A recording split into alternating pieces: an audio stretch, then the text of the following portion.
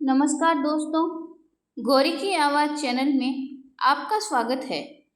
ज्यों ही आकांक्षा ने खिड़की खोली, हवा का एक सर्द झोंका उसकी बेफिक्र लटों को और भी बिखरा गया। हल्की बूंदाबांदी हो रही थी। दूर आम के पत्ते रह रहकर यूं थिरक रहे थे, मानो उन पर टप टप पड़ती पानी की बूंदें उनसे अटखेलियां कर रही हो। ऊंचे ऊंचे यूकैलिप्टस के पेड़ समाज की उन ऊंची ऊंची दीवारों की याद दिला रहे थे, जिनमें कैद हमारा जीवन अपना सब कुछ खोने पर मजबूर हो जाता है। आकांक्षा देर तक उन पेड़ों की ऊंचाइयों को निहारती रही और न जाने कब यूकेलिप्टस की ऊंचाइयां नापते नापते उसका वर्तमान उसका साथ छोड़ने लगा। ऊपर और ऊपर, जहां अतीत की तमाम यादें स्मृति आसमान पर बादलों की तरह मंडरा रही थी।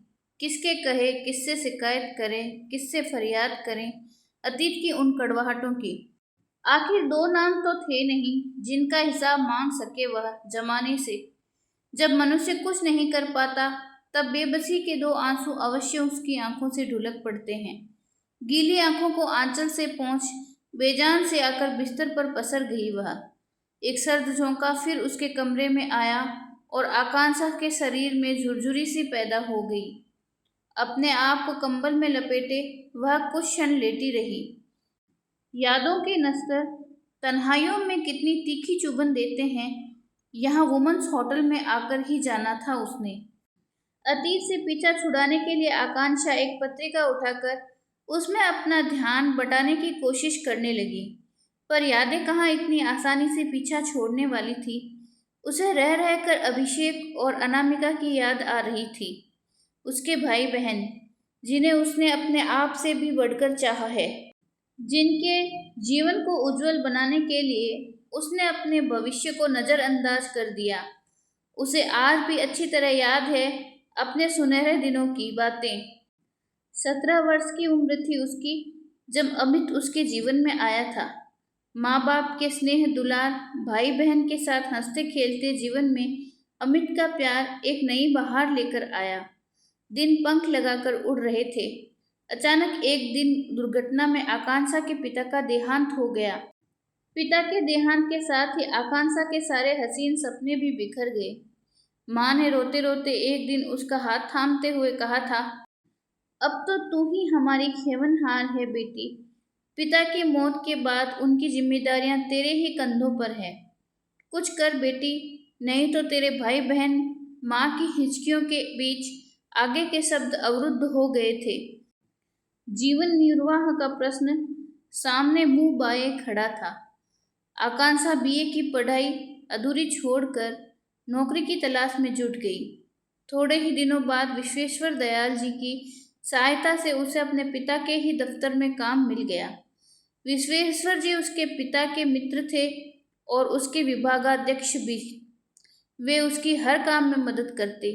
छोटी बहन अनामिका उस समय 10वीं कक्षा में थी और अभिषेक 8वीं में। आकांक्षा की हमेशा यही कोशिश रहती कि वह अपने भाई बहनों को पिता की कमी महसूस न होने दे। अनामिका और अभिषेक की फरमाइशों को पूरा करने की भरसक कोशिश करती।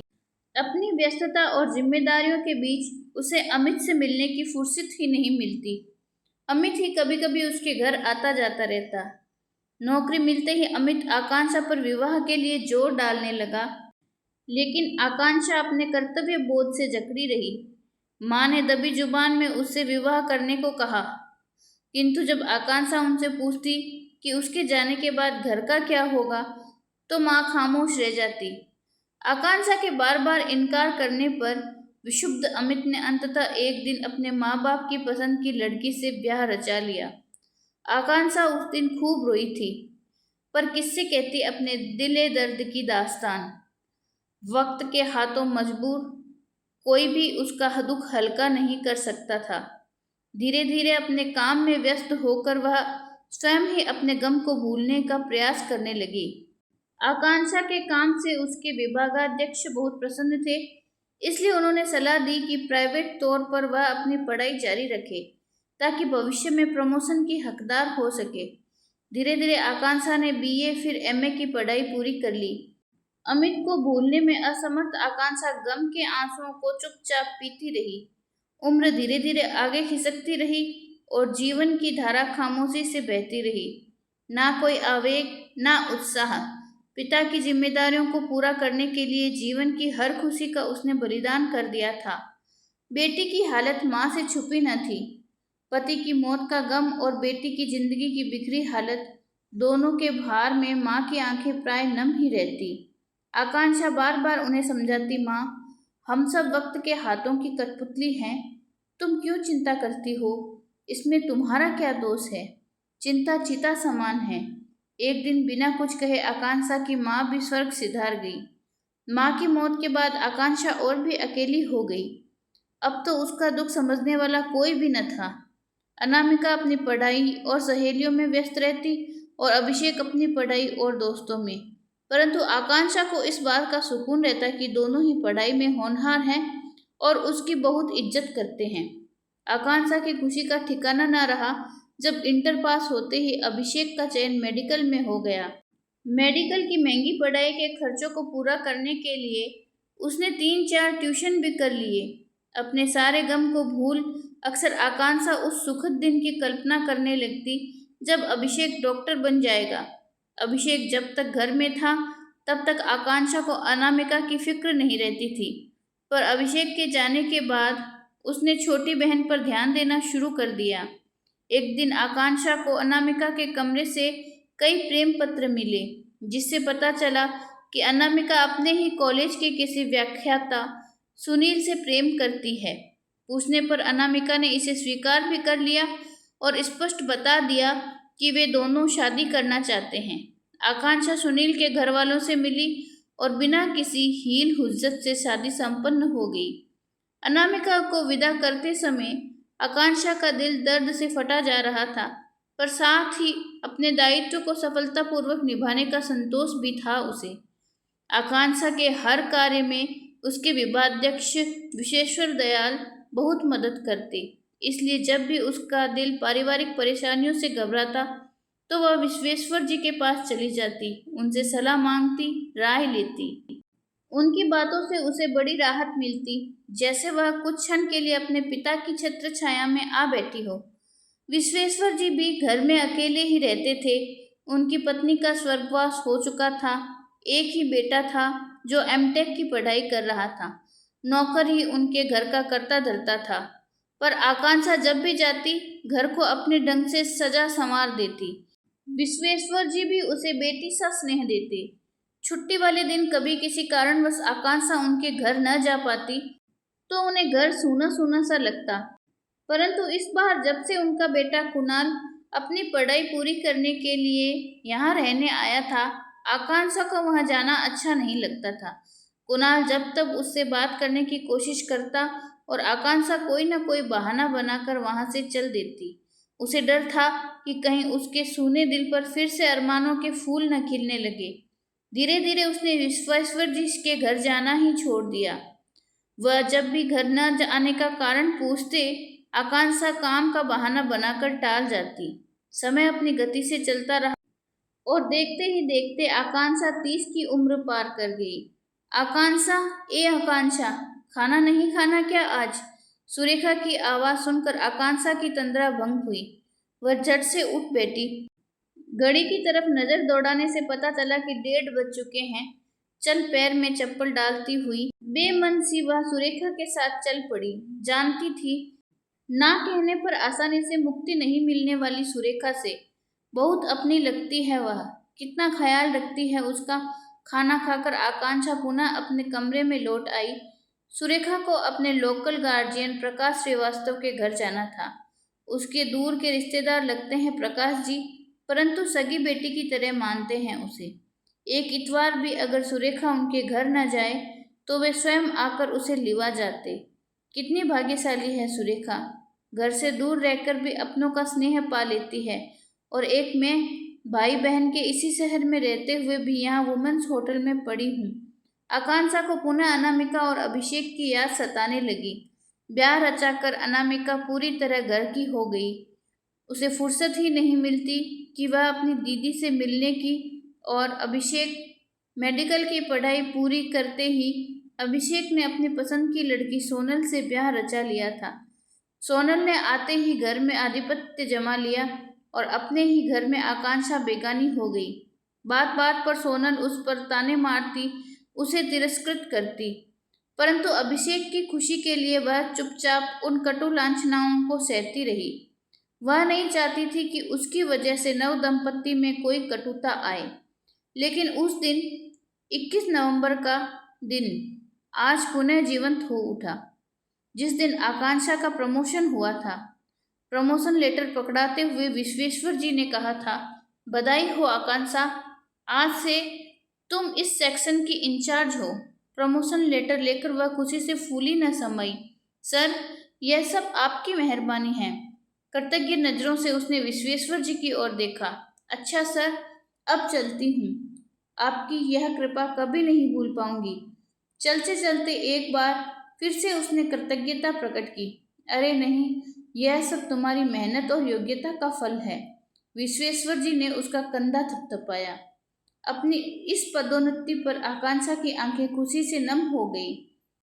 उस खुशी को अपनों के संग बांटने के लिए उतावली सी होने लगी। वह यह खबर सबसे पहले वह अपने भाई भाभी को देना चाहती थी। जी चाह रहा था कि दौड़कर अपने भाई से लिपट जाए, हंगामा करे, खुशियां मनाए, परंतु हमेशा से बंधा मन इतनी जल्दी कहाँ खुल पाता है। तेज तेज कदमों से वह बस स्टैंड की तरफ चल पड़ी। तभी उसे याद आया, खुशी के इन क्षणों में खाली हाथ जाना ठीक नहीं है। क्या लूं? सोचते हुए याद आया कि सोनल को रसगुल्ले पसंद हैं और अभिषेक को बेसन के लड्डू। पास ही मिठाई की दुकान से मिठाई खरीद कर उसने घर के लिए बस पकड़ी। सोनल, अभिषेक, कहाँ हो तुम लोग? हर्षा तिरे से आकांक्षा की आवाज स्वतः तेज हो गई थी। क्या है दीदी? आते ही चिल्लाना क्यों शुरू कर दिया?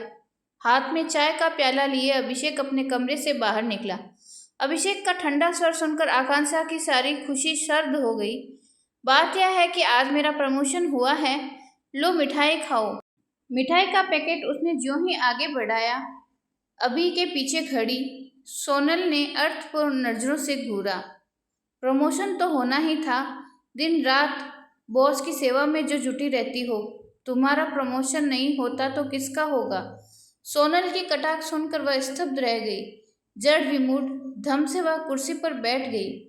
ऑफिस के बहाने रात दिन रंगरलियां मनाती फिरती हो, घर के कामकाज से कोई मतलब नहीं, कब तक करेगा कोई उनकी चाकरी? बड़बड़ाती हुई सोनल अपने कमरे में चली गई। आकांक्षा की सारी खुशी पल भर में बिखर गई थी। गलती न होते हुए भी यह गुनाहगार हो गई थी। उसके दिल में शोले भड़क उठे थे।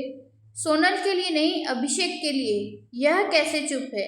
क्या इसके पास मेरे लिए शब्द भी नहीं? सोनल ने इतना बड़ा आरोप लगाया और वह खामोश रहा। भूल गया मेरे त्याग को। वह तो जानता है क्या कुछ नहीं किया मैंने इस घर के लिए। 17 साल की उम्र से ही तिल तिल जली हूं मैं, सभी की इच्छाओं को पूरा करने के लिए। कभी अपने अभिलाषाओं का गला घोंट दिया था मैंने। मेरे त्याग और तपस्या का यह सिला मिला है मुझे। क्या उसे भी मेरे चरित्र पर संदेह होने लगा है? आखिर मेरे अपमान को कैसे बर्दाश्त कर गया वह? आकांक्षा की आंखों में एक बार फिर बड़ी तेजी से आंसू निकल आए। सोनल, ओ सोनल, कहाँ है तू? मोना की आवाज सुनते ही आकांक्षा ने अपने आंसू पोंछ लिए। दीदी, सोनल कहाँ है? सोनल की सहेली मोना उसके पास आ गई। आकांक्षा ने सोनल के कमरे की तरफ इशारा किया और स्वयं उठ खड़ी हुई। सूनी नजरों से उसने आसमान की तरफ देखा। शाम गहराने लगी थी।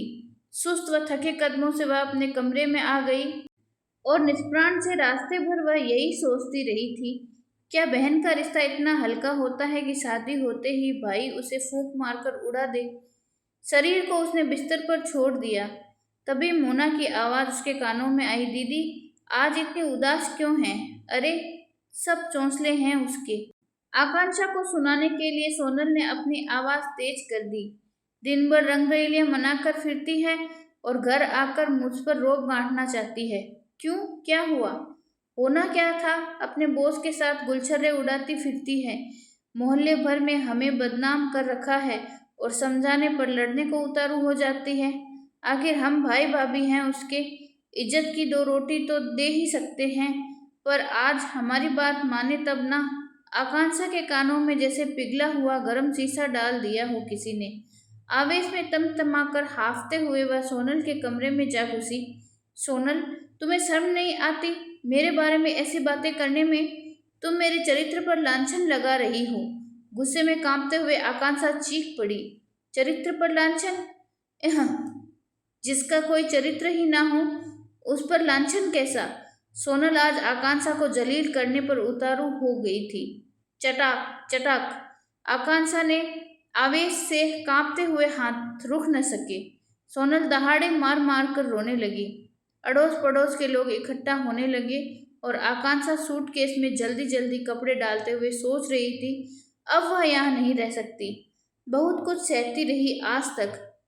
सोनल की मनमानी को भी उसकी नादानी समझकर माफ करती रही, पर आज उफ, मेरे चरित्र पर लांछन लगाया उसने। यह नहीं बर्दाश्त कर पाऊंगी मैं। उसकी वर्षों की तपस्या तिनके तिनके जोड़कर बनाया नीड़ पल भर में ही बिखर गया था और वह तेज कदमों से बाहर निकल आई। सड़क पर आते ही कहाँ जाए वह, यह समस्या आ खड़ी हुई। अनामिका नहीं, उसकी सुखी गृहस्थी में अपने पैर रखने की हिम्मत नहीं कर पाई वह। ऑटो पर बैठकर उसने विश्वेश्वर जी के घर का पता बता दिया। रास्ते पर वह यही सोच रही थी, क्या बहन का रिश्ता इतना हल्का होता है कि शादी होते ही भाई उसे फूंक मारकर उड़ा दे? वह रात विश्वेश्वर जी के यहाँ बिताकर दूसरे दिन उसने अपने लिए सुरक्षित जगह तलाश ली। वर्किंग वुमेन्स हॉस्टल में आसानी से उसे एक कमरा मिल गया था, परंतु यहाँ आकर भी उसे चैन न था।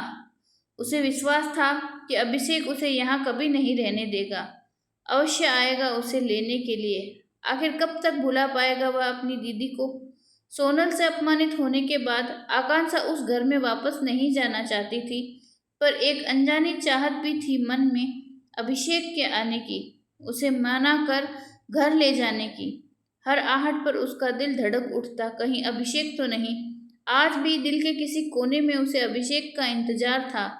निराशा की थपकियों से वह जल्द ही नींद के आगोश में समा गई। खट खट खट, किसी ने बाहर से दरवाजा खटखटाया था।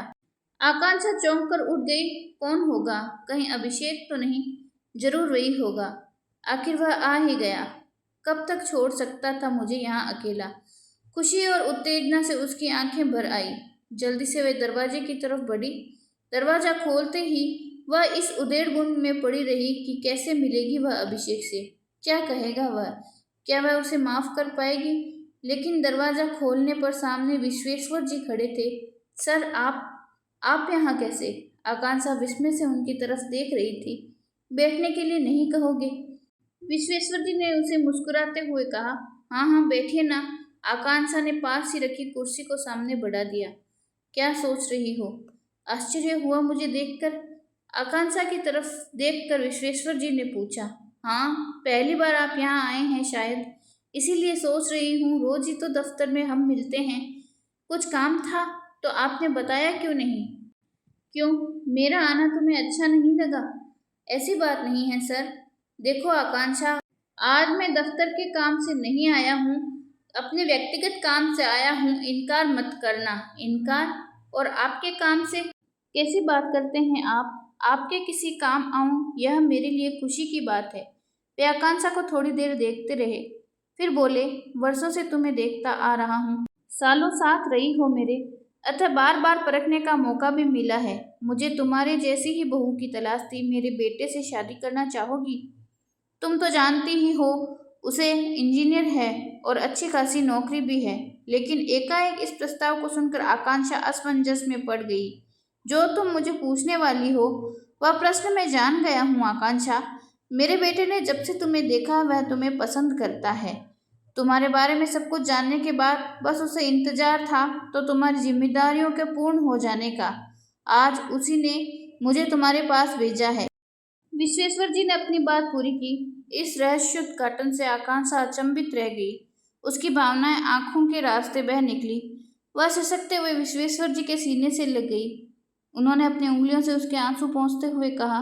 नहीं आकांक्षा, नहीं, बहुत बहा चुकी तुम इन आंखों से आंसू। अब तुम्हारे मुस्कुराने के दिन हैं। चलो जल्दी से मुस्कुराओ।